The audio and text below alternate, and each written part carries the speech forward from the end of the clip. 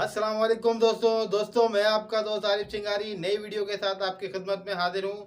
आज मैं आपकी खिदमत में लाया हूँ इम्पोर्टेड हुकूमत का इम्पोर्टेड बजट, जिसके बारे में जान के आपको आपके होश नहीं बल्कि आपके बाल भी उड़ जाएंगे।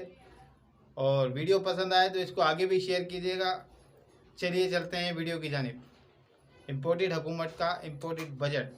नासरीन, चंद रोज कबल ताजरों से खिताब करते हुए मिफ्ता इस्माइल नामी जोकर ने फरमाया था कि पेट्रोल की कीमतें एक बार फिर बढ़ेंगी मगर आप लोगों को कोई फर्क नहीं पड़ेगा। ये कहते हुए मिफ्ता इस्माइल ने एक कहका लगाया जिस पर काफी तनकीद हुई, लेकिन ये बेशरम और गैर संजीदा लोग हैं, इन्हें तनकीद से कोई फर्क नहीं पड़ता, क्योंकि तहरीके अदम एतमाद लाने से लेकर अब तक इन लोगों ने जो जो हरकतें की हैं रोजाना की बुनियाद पर पाकिस्तानी कौम के सामने एक्सपोज होते जा रहे हैं। जितने ये सफाक लोग हैं उतने ही बेशरम और इखलाक से आरी भी हैं। अब इनकी बेशर्मी और डिटाई के मजीद सबूत सामने आ रहे हैं और जिन को इनकी काबिलियत और संजीदगी पर शक था, इनका दिमाग अब साफ हो गया होगा। एक मरतबा नवाज शरीफ ने फरमाया था कि हम खंबे को भी खड़ा करेंगे तो लोग वोट देंगे। मैं कहती हूँ हालात जिस तरफ जा रहे हैं ये बात इमरान खान पर लागू होगी। पहाड़ से एक पत्थर गिरने वाला था, अल्लाह पाक ने वहाँ से इमरान को हटाकर शहबाज को खड़ा कर दिया। इसकी मिसाल ऐसे ही है जैसे एक सड़क पे हादसा होने को था मगर इमरान वहाँ से चंद सेकंड्स पहले गुजर गए और सामने शहबाज शरीफ आ गया। मुझे याद है जब इमरान खान 2 महीने पहले हाथ में डायरी लिए गया तो पाकिस्तान के लोग डिप्रेशन से गुजरे, मगर कहते हैं ना कि अल्लाह पाक की हर काम में हिकमत होती है। ये पत्थर शहबाज के सर में लगना था, सड़क पर हादसा शहबाज को पेश आना था। बहुत जल्द इन चोरों चकारों की सियासी शनाख्त मादूम होगी इंशाल्लाह। अब मरियम औरंगजेब की एक वीडियो वायरल हुई है जिसमें नून लीग को काफी सख्त तनकीद का सामना है। साबिक विफाकी वजीर फवाद चौधरी और पीटीए रहनुमा फवाद चौधरी का कहना है कि पोस्ट बजट प्रेस कॉन्फ्रेंस के दौरान वजीर इतलात मरियम औरंगजेब वीडियो गेम खेलती रही। इन्होंने ट्विटर पर ट्वीट करते हुए मरियम औरंगजेब पर तनकीद करते हुए कहा कि ये हुकूमत कितने संजीदा लोगों पर मुश्तमिल है इसका अंदाजा इससे लगा लें कि वजीर खजाना पोस्ट बजट प्रेस कॉन्फ्रेंस कर रहे हैं और वजीर इतलात इनके साथ बैठकर मुसलसल फोन पर वीडियो गेम खेल रही हैं। और यही मरियम औरंगजेब कल मरियम नवाज के पीछे खादमा की तरह खड़ी थी, जिस पर सहाफी ने सवाल किया कि एक वजीर आपके साथ खड़ी है, ये काम कब करती है जो आपको प्रोटोकॉल भी दे रही है। जिस पर मरियम नवाज ने कहा कि मरियम औरंगजेब रात 2 बजे तक काम करती है। मेरे ख्याल में ऐसे ही वीडियो गेम्स खेलने को ये लोग काम कहते हैं। यही मरियम औरंगजेब फरमाती है कि शहबाज शरीफ सारी रात जाकर काम करते हैं। इनकी ड्रामेबाजियां चेक करें जो ऐसे वक्त में सामने आ रही हैं जब गली मोहल्ले वाले छोटे दुकानदारों पर 3 से 10 हजार रूपए टैक्स आयद किया गया है, जो टैक्स बिजली के बिलों में वसूल किया जाएगा। FBR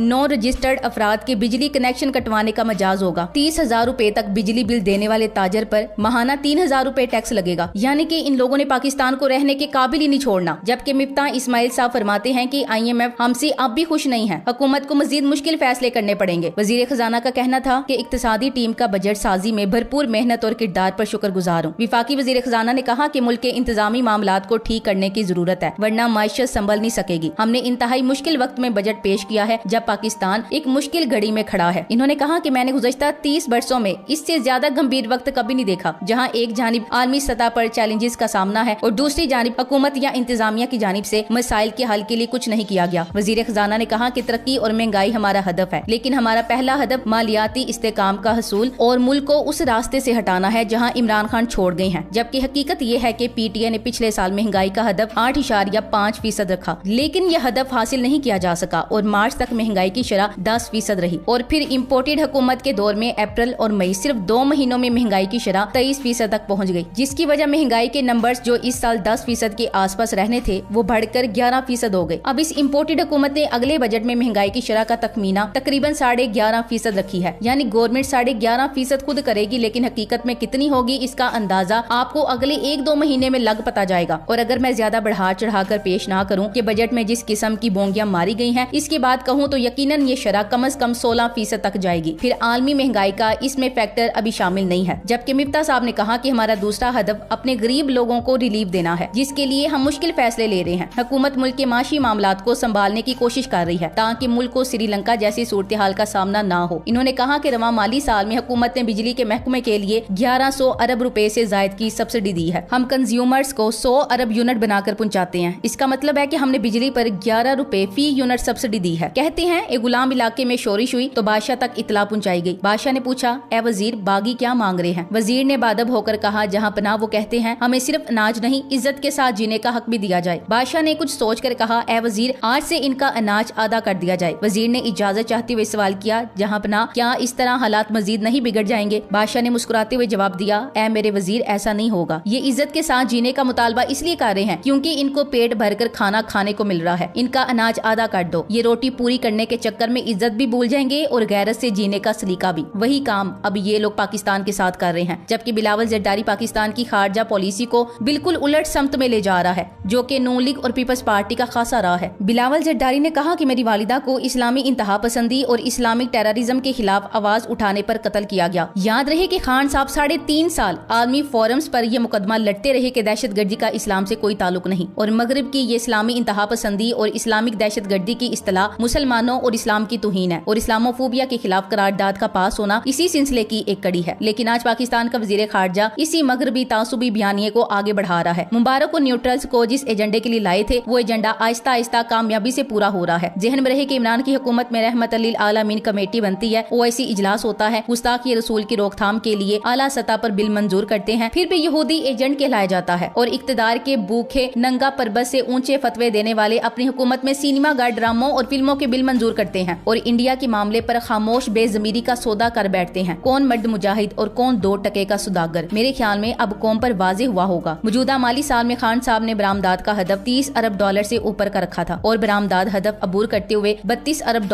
होने जा रही है। आइंदा माली साल में बरामदाद $40 अरब तक ले जाने का हदफ था, लेकिन जैसी शरह तरक्की सामने आई है ये फिगर 43 से 45 अरब को छूने जा रहा था। बजट पेश किया गया है और आइंदा माली साल के लिए बरामदाद का हदफ 40 से घटाकर $35 अरब कर दिया गया है। वक्त बदल गया लेकिन कौमों को गुलाम रखने के तरीके नहीं बदले। पाकिस्तान की हिस्ट्री में पहला बजट है जो कि तखय्युलाती बजट है, जिसका रियलिटी से कोई ताल्लुक नहीं। इमरान खान ने रात ट्वीट की कि इस बजट का रियलिटी से कोई ताल्लुक नहीं, तो कुछ पटवारी इसहाक डार बनकर भाषण देते हुए पाए गए। अब इस बजट का रियलिटी से कोई ताल्लुक क्यों नहीं है, इस पर बात करते हैं। इस हुकूमत ने माली साल 2022-2023 के लिए टोटल रेवेन्यू का तखमीना 60 ट्रिलियन अरब रुपए लगाया है, जो कि इसने 2022-2023 में इकट्ठा करना है। अब इसमें 750 अरब रुपए पेट्रोलियम लेवी की मद में, 200 अरब रुपए GIDC की मद में और 1300 अरब रुपए कमर्शियल बैंकों से इकट्ठा करने का प्लान है। पेट्रोलियम लेवी की तफसीलात कल बता चुकी हूँ कि PTI ने पिछले साल 600 अरब का टारगेट रखा था, लेकिन आलमी हालात के बाद PTI सिर्फ 150 अरब इकट्ठा कर सकी। तो ये साले कैसे 700 अरब इकट्ठा करेंगे? GIDC वो टैक्स है जो कि 2010 में जरदारी ने इंडस्ट्रियलिस्ट पर अपने दौर में एक टैक्स लगाया था कि इंडस्ट्रियलिस्ट टैक्स दें, इस टैक्स से हम ईरान पाइपलाइन तामीर करेंगे। ये केस भी अदालत में चलता रहा। अब ये टैक्स इंडस्ट्रियों पर लगाया गया, तो पिछली दफा के टैक्स को देखते हुए इस दफा आपको टैक्स कौन देगा? तीसरा टैक्स जो कि कमर्शियल बैंकों से 1300 अरब रुपए इकट्ठा करने का प्लान है। ये टैक्स है कि बैरून मुल्क पाकिस्तानी जो पैसा पाकिस्तान भेजेंगे, इस पर फाइलर 1% और नॉन फाइलर 2% के हिसाब से टैक्स। इसके अलावा फॉरेन ट्रांजैक्शंस पर टैक्स से ये लोग 1300 अरब रुपए इकट्ठा करने का प्लान बनाकर बैठे हैं। ये है वो हवाई बजट जिस पर यह हुकूमत खड़ी है, क्योंकि ये तकरीबन 2200 अरब रुपए बनता है, जो कि हवाई टैक्स है, और इसमें 1000 अरब भी इकट्ठा होना नामुमकिन है। और यो टैक्स रेवेन्यू 7000 अरब का जो तखमीना लगाया गया, इसमें से कम 1500 अरब हवाई बजट का निकाल दें, तो इसका मतलब है इम्पोर्टेड हुकूमत इस साल सिर्फ 5500 अरब रुपए इकट्ठा कर सकेगी। बजट को आसान जुबान में समझने के लिए इस मिसाल को देखें कि बजट में हमारे अखराजात और अखराजात को पूरा करने के लिए हमारे पास पैसे कहाँ से आते हैं। तो अखराजात का मेन सोर्स टैक्स कलेक्शन होती है और बाकी की रकम के लिए कर्जा लेना पड़ता है। Thanks for watching. अल्लाह हाफिज।